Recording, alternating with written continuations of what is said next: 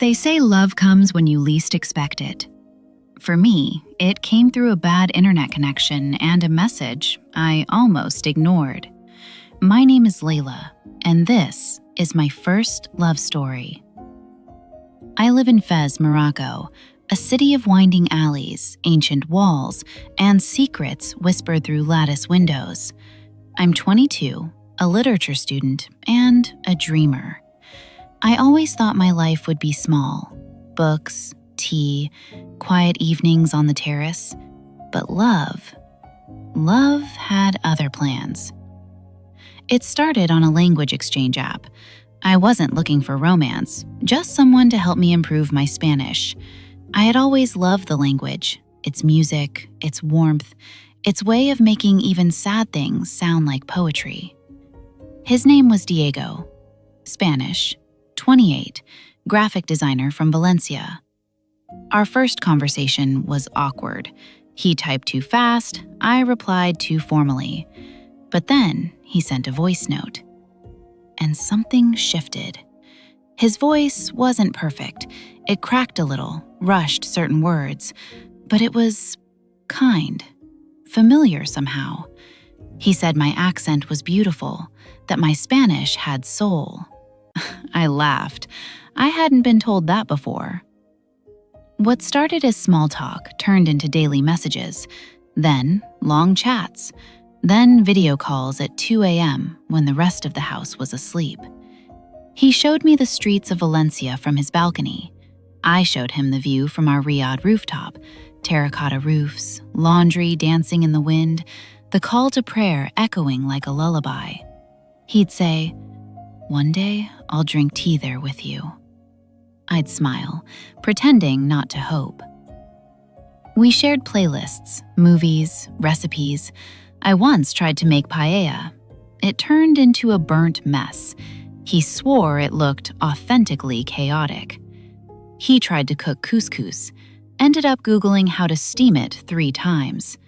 We laughed for days.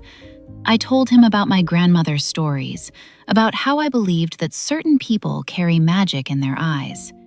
He said, "Layla, I think yours glow through the screen."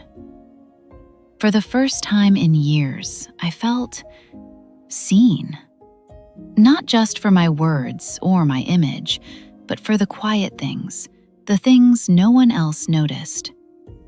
And then came the hardest part. Feelings grew, but the distance remained. I told him I was scared, that I lived in a culture where love was rarely simple, where people talked, where being seen with a foreigner might bring more shame than smiles. He didn't push. He said, "When you're ready, I'm here." Months passed, and then, one spring morning, he said he was coming. He bought a ticket, told me he'd meet me at the Blue Gate of Bab Boujloud. 1 hour later, he messaged me saying he was at the airport. I couldn't contain my joy. My heart was beating so fast. I turned my closet upside down, trying to find a modest, virginal dress that would match the happiness of this moment. And then, bingo, I found it. White dress with tiny pink flowers along the sleeves. I put it on, staring at my reflection like a bride on her wedding day. No time to plan what to say. How would I walk up to him? Would my face climb every time he looked at me? No, every time he spoke to me? God, I couldn't believe it. I was finally going to see him. I had waited for you, Diego, so long. And there he was, taller than I imagined. His dark hair curled slightly at the ends, tousled by the Moroccan wind. And his eyes, those deep, stormy Spanish eyes, found mine like they'd been searching for home. He wore a simple linen shirt, sleeves rolled to the elbows, revealing forearms traced with soft veins and kissed by the sun. His chest rose beneath the fabric with each breath, broad and warm, like shelter, like a place I could rest forever. The way he moved, graceful but grounded, Every step toward me sent heat through my spine. There was a shadow of stubble across his jaw, as if he had walked straight from a dream into this sunlit afternoon. And when he smiled, slowly, almost shyly, my heart forgot how to beat. His voice, when he finally spoke my name, was low, velvet thick, and laced with that rich, unmistakable Spanish accent that turned even the air between us into something sacred. I felt myself burning, not from the sun, but from the way he looked at me, as if I was water and he'd been thirsty his whole life. We didn't hug, not right away. We just looked, like we were confirming the other was real. We spent a week walking through the Medina, sharing street food, getting lost on purpose. He met my sister, my uncle, even my cat, Bella. He drank mint tea like it was holy. He listened more than he spoke. And on our last night, under the olive trees, he asked, "Can I love you from here? Not the Spain, but from this place, this life of yours?" I cried, not because I was sad, but because someone finally wanted all of me, not just the girl behind the screen, but the real me, with the hijab, the doubts, the dreams. But what happened next broke my life forever. They say love knows no borders. I used to believe that. Now I'm not so sure. My name is Diego, and this is my first distance love story. It all began on a quiet winter night in Valencia. I was scrolling through a language exchange app, half bored, half curious. I wasn't looking for anything, just a distraction, someone to chat with, maybe practice a little Arabic. Her name was Layla, from Morocco, Fez. Her first message was polite, her Spanish formal, like a schoolbook come to life.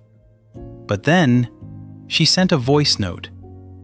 Her voice stopped me. Soft, hesitant, but warm. The kind of voice that feels like it's been with you before you ever heard it. We started talking daily. What began as lessons turned into confessions about life, family, dreams, disappointments.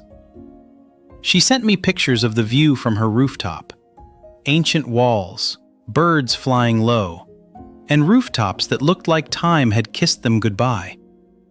I sent her the sea, the wide blue of Valencia, the chaos of traffic near my apartment, the sound of flamenco leaking from a neighbor's window. I told her I was a graphic designer, lived alone, had a noisy dog named Paco. She told me about the books she loved, the grandmother who raised her, and the pressure of a culture that expects girls like her to walk only the lines drawn for them. We were different, wildly so. She was Muslim. I was Catholic, though mostly in name. She lived with her family. I hadn't spoken to my parents in weeks. She wore modest dresses and covered her hair. I wore hoodies and irony like a shield. But in that space between the screens, we met as souls. One night, I told her I loved her. Not in Spanish, not even in English, in Arabic. I said, "Ahabek." She didn't reply for a long time. I thought I had ruined it. Then came a, "I think, I feel it too."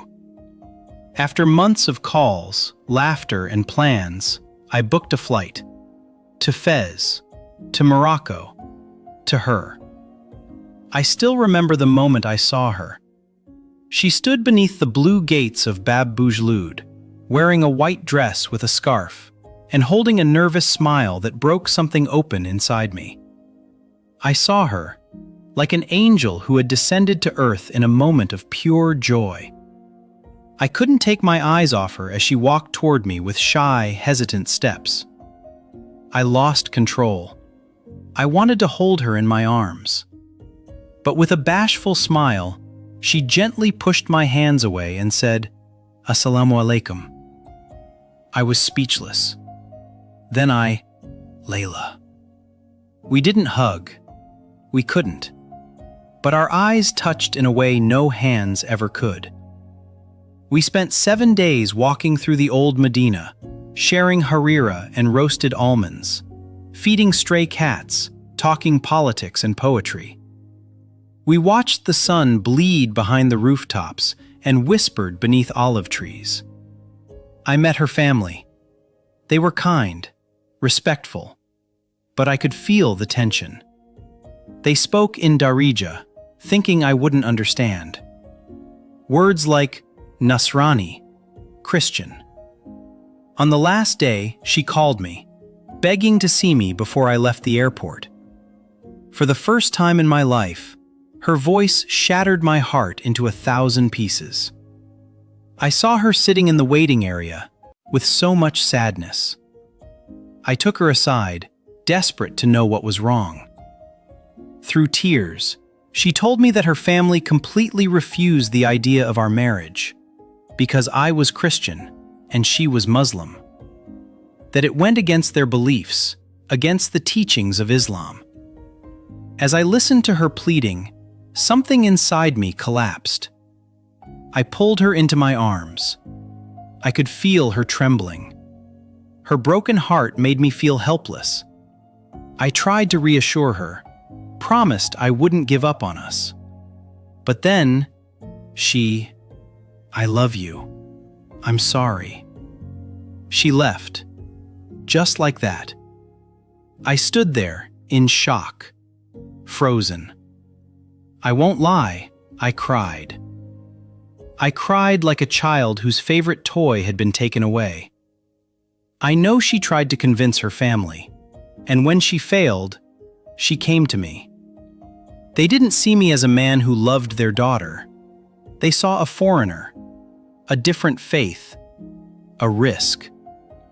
She handed me a tiny leather pouch. Inside it, a silver keychain shaped like a crescent moon.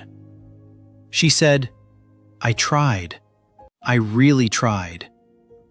I wanted to fight, to stay, to argue that love is bigger than names, bigger than religions."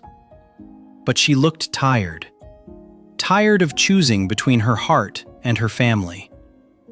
So, I let her go. I walked through the airport like a ghost, and when I landed back in Spain, the world looked smaller, quieter. Now, when I walk through Valencia, I think of her. Every time I see the moon, I remember the pendant she gave me. I keep it on my desk, next to a photo I never printed, but will never forget, her smile beneath the blue gate. Sometimes, late at night, I still hear her voice in my headphones. And I wonder, did she move on? Does she still watch the rooftop birds in Fez and think of me?